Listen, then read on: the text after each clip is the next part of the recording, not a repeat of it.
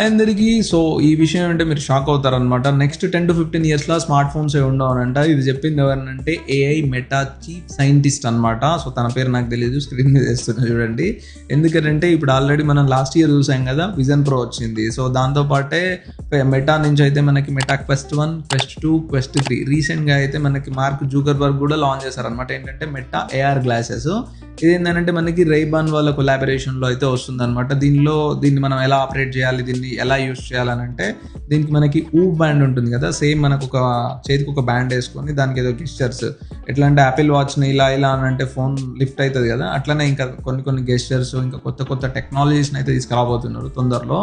So ఇవన్నీ చూస్తుంటే కొంచెం వింతగా ఉంది. ఎందుకనంటే ఇది 90s పుట్టిన వాళ్ళకి మాత్రమే అర్థమవుతుంది. ఎందుకనంటే ఆ టైంలో అసలు ఫోనే లేదు. దాని తర్వాత ల్యాండ్ లైన్ వచ్చింది, దాని తర్వాత ఏమంటారు కీప్యాడ్ ఫోన్ వచ్చింది, దాని తర్వాత స్మార్ట్ ఫోన్, దాని తర్వాత టచ్, తర్వాత ఫ్లిప్